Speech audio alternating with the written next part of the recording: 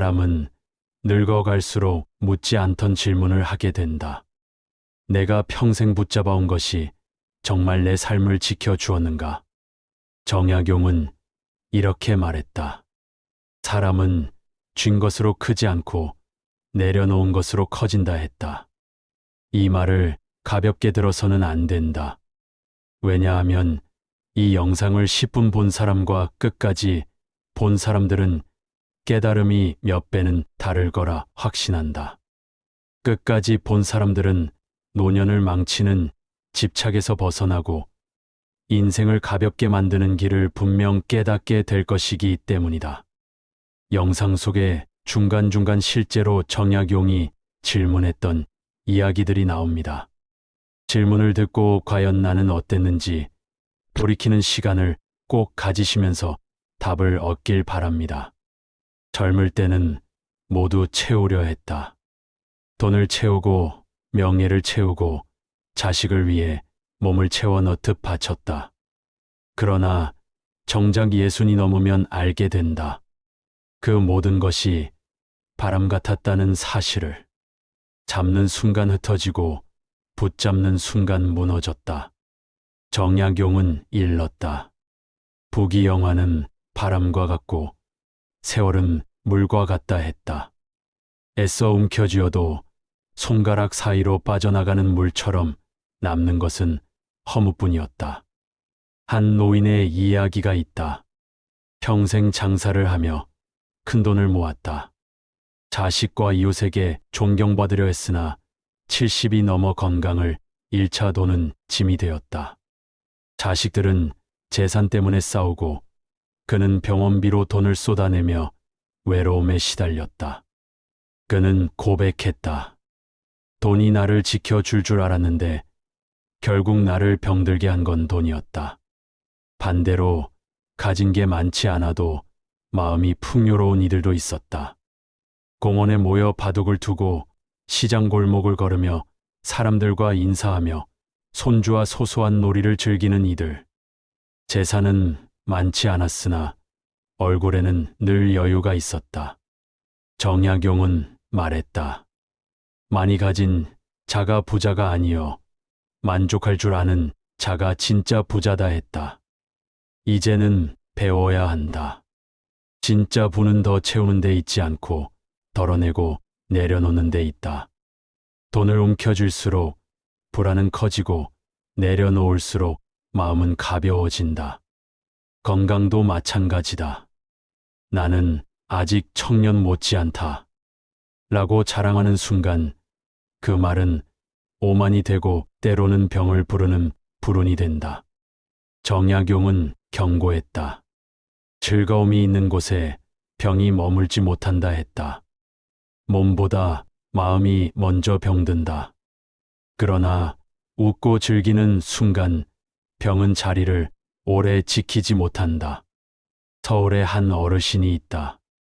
퇴직 후 몇 년간 집 안에만 머물며 하루 종일 텔레비전만 보았다. 말수는 줄고 웃음은 사라지고 자식이 찾아와도 고개조차 들지 않았다. 그러다 친구의 권유로 동네 탁구 모임에 나갔다. 며칠 뒤 그의 표정은 달라졌다. 집에 앉아 있을 땐 하루가 1년 같았는데 탁구장에 나가니 1년이 하루 같더군. 그는 그렇게 말했다. 놀이는 단순한 소일이 아니었다. 놀이는 활력이었고 웃음은 장수의 비밀이었다. 정약용은 이렇게 결론지었다. 사람은 스스로를 가볍게 하면 오래가고 무겁게 하면 일찍 꺾인다 했다. 짐을 덜수록 인생은 길어지고 마음을 비울수록 하루는 더 빛난다. 사랑도 마찬가지다. 자식을 향한 집착을 내려놓을 때 오히려 관계는 좋아진다. 배우자와의 삶도 마찬가지다. 과거의 영광을 내려놓고 오늘의 한 끼를 감사히 여길 때 그 집은 비로소 웃음으로 가득 찬다. 여러분, 이제는 스스로 물어야 한다. 나는 무엇을 여전히 움켜쥐고 있는가? 정약용은 말했다. 사람은 채움으로 사는 것이 아니라 비움으로 산다 했다. 기억하라. 자랑은 순간의 기쁨이지만 절제는 평생의 복이다. 오늘 그 절제를 지킨다면 내일 당신의 삶은 분명 달라질 것이다. 사람은 나이가 들수록 내려놓아야 할 짐이 늘어난다. 그런데 우리는 내려놓는 법을 배우지 못한 채 살아왔다. 돈은 모을수록 불안해지고, 건강은 자랑할수록 흔들리고, 가족은 붙잡을수록 멀어진다. 정약용은 말했다. 탐심이 많으면 가난이요, 욕심을 버리면 부유하다 했다. 한 노인의 이야기를 들어보자. 그는 평생 아들에게 생활비를 대주었다. 내가 도와야 애들이 편하지. 라는 마음으로 은퇴한 뒤에도 연금을 쪼개 자식에게 건넸다. 처음에는 효심 같았다. 하지만 시간이 갈수록 아들은 의존만 커지고 노인은 점점 지쳐갔다. 결국 마음속에 쓴 뿌리만 남았다. 그러던 어느 날 그는 다짐했다. 이제는 내려놓겠다. 내가 평생 할 만큼 했다. 그 순간부터 상황은 달라졌다. 자식은 책임감을 느끼고 스스로 일어섰고, 노인은 비로소 자유로워졌다. 사랑은 움켜쥐는 것이 아니었다. 놓아줄 때 진짜 사랑이 되었다. 돈도 마찬가지다. 많을수록 자랑하고 싶어진다. 내가 이만큼 모았다. 남들은 못 가지는 걸 나는 가진다. 하지만 그 말 한마디가 화근이 된다. 형제끼리 다투고 자식은 탐심을 품는다. 돈은 감출수록 안전하다. 조용히 쓰일 때 빛이 나고 자랑으로 드러내는 순간 독이 된다. 정약용은 경계했다. 재물은 소리 없이 흘러야 덕이 되고 입으로 드러내면 화가 된다 했다. 서울의 한칠순 노인은 매일 아침 시장을 걸었다. 주머니에는 사탕 몇 개뿐이었지만 아이들에게 나눠주며 웃음을 나눴다. 그는 말했다. 내가 가진 건 많지 않아도 내려놓으니 늘 풍족하네. 마음이 부자야. 그의 삶은 화려하지 않았지만 주변에는 늘 사람들이 모였다. 돈보다 마음이 사람을 끌어당겼다. 여러분, 이제는 알아야 한다. 진짜 부는 더 가지는 데 있지 않다. 덜어낼수록 삶은 가볍고 나눌수록 관계는 깊어진다. 욕심을 버리면 집안은 화목해지고 비교를 끊으면 마음은 편안해진다. 정약용의 지혜는 단순하다. 사람은 짐을 덜어낼수록 멀리 간다. 이제 묻겠다. 여러분은 지금 어떤 짐을 짊어지고 있는가? 돈인가? 자식인가? 체면인가? 그 짐을 내려놓을 때 노년은 가벼워지고 길어진다. 그리고 그때 비로소 깨닫게 된다. 부자는 돈이 많은 이가 아니라 마음이 자유로운 이라는 것을. 사람이 세상을 살아가며 가장 귀한 것은 목숨이다. 그리고 그 목숨을 붙드는 것은 건강이다. 돈이 많아도 벼슬이 높아도 건강을 잃으면 허수아비와 다르지 않다. 정약용은 말했다. 즐거움이 있는 곳에 병이 머물지 못한다 했다. 그러나 많은 이들이 건강을 자랑거리로 삼는다. 나는 또래보다 젊다. 약 하나 먹지 않고 하루 종일 일한다. 내 나이에도 아직 청년 못지 않다. 이런 말은 스스로의 기세를 드러내는 듯하지만 듣는 이에게는 오만으로 비친다. 심지어 하늘조차 시기하여 병을 불러온다. 건강은 감사하며 지켜야 할 은혜이지 남 앞에서 뽐낼 거리가 아니다. 서울에 사는 한 70대 어르신은 은퇴 후 몇 년간 집에만 머물렀다. 나이 들어 내가 뭘 하겠나 하며 하루 종일 TV만 바라봤다. 결국 몸은 굳고 마음은 병들어 자식이 찾아와도 한숨만 쉬었다. 그러던 어느 날 친구의 권유로 동네 탁구 모임에 나갔다. 처음엔 어색했지만 며칠 지나자 웃음이 늘고 땀이 났다. 집에 있을 땐 하루가 1년 같았는데 탁구장에 나가니 1년이 하루 같더라. 그는 이렇게 고백했다. 놀고 웃는 시간 속에서 건강이 되살아난 것이다. 여러분, 노년의 건강은 억지로 챙기는 보약에 있지 않다. 바로 즐거움 속의 땀, 마음을 밝히는 웃음, 그리고 사람들과의 어울림에 있다. 정약용은 말했다. 마음이 가벼우면 몸도 병들지 않는다 했다. 건강은 절제가 길러내고 웃음이 지켜준다. 밥을 절제하고 마음을 다스리면 병은 멀어지고 웃음을 나누면 병조차 오래 머물지 못한다. 한 노인은 손주와 함께 뛰어놀며 이렇게 말했다. 약보다 손주와 웃는 게 더 보약이더라. 비싼 병원비로 지친 이웃과 달리 그는 큰 병 없이 오래 살았다. 그의 비결은 단순했다. 놀고 웃으며 사는 것. 여러분, 놀아야 오래 산다. 놀아야 건강하다. 놀아야 마음이 젊어진다. 이것이 정약용이 남긴 지혜다. 건강을 자랑하지 말고 즐거움으로 지켜라. 그 길만이 노년을 빛나게 한다. 사람은 나이가 들수록 움켜쥐려 한다. 돈, 자식, 체면 하나라도 놓치면 내 삶이 무너질까 두려워하기 때문이다. 그러나 정약용은 이렇게 말했다. 탐심이 많으면 가난하고 욕심을 버리면 부유하다 했다. 서울의 한칠순 노인은 은퇴 후에도 늘 돈 걱정을 했다. 연금이 모자라다. 자식이 제9시를 못한다. 주식이 떨어진다. 하루 종일 그 생각에 붙잡혀 마음은 늘 불안했고 잠은 줄고 병은 늘어갔다.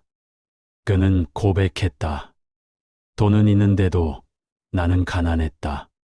반면 또 다른 노인은 달랐다. 큰 재산은 없었지만 아침마다 시장을 걸으며 사람들과 인사했다. 동네 아이들에게 사탕을 쥐어주며 웃음을 나눴다. 그는 말했다. 내 주머니는 비었어도 마음은 늘 가득하다. 여러분, 이것이 바로 만족의 힘이다. 돈이 많고 적음이 중요한 것이 아니다. 내 마음이 넉넉한가 아니면 끝없는 비교 속에 갇혀 있는가. 이 차이가 노년의 삶을 갈라놓는다. 정약용은 또 이렇게 가르쳤다. 사람은 스스로를 가볍게 하면 오래가고 무겁게 하면 일찍 꺾인다 했다. 짐을 많이 짊어질수록 빨리 지치고 내려놓을수록 발걸음은 가벼워진다. 한 어머니의 이야기를 들어보자. 그는 결혼한 자식에게 매달 생활비를 보태주었다. 내가 도와야 애들이 편하겠지라는 마음이었다. 하지만 결과는 정반대였다. 자식은 점점 의존했고 어머니는 더 지쳐만 갔다. 결국 어느 날 다짐했다. 이제는 내려놓자. 내가 평생 할 만큼 했다. 그날 이후 자식과의 관계는 오히려 더 좋아졌다. 부모가 짐을 내려놓으니 자식이 책임감을 느끼고 먼저 챙기기 시작한 것이다. 사랑은 움켜쥘 때가 아니라 놓아줄 때 온전해진다. 여러분, 이제는 깨달아야 한다. 진짜 행복은 더 가지는 데 있지 않다. 내려놓고 만족할 때 찾아온다. 남과 비교하며 사는 순간 마음은 가난해지고 내 안의 작은 기쁨을 인정하는 순간 삶은 부요로워진다. 정약용은 말했다. 사람은 욕심을 버릴 때 평안을 얻는다 했다. 노년의 참된 복은 비교에서 벗어나 만족을 배우는 데 있다. 정약용은 유배지에서 벼슬도 잃고 명예도 잃고 가족과도 떨어져야 했다.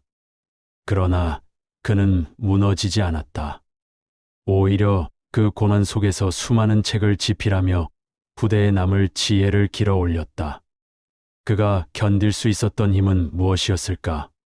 바로 마음을 가볍게 하는 법을 알았기 때문이다. 그는 이렇게 말했다. 사람이 근심을 버리면 하루가 즐겁고 욕심을 버리면 평생이 즐겁다 했다. 어느 노인의 이야기를 들어보자. 그는 은퇴 후에도 늘 사람들에게 이렇게 말했다. 내가 젊었을 땐 말이야. 내가 제일 앞장섰지.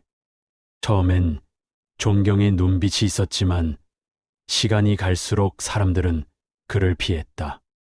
그의 말은 과거의 무게에 갇혀 있었기 때문이다. 반면 또 다른 노인은 이렇게 말했다.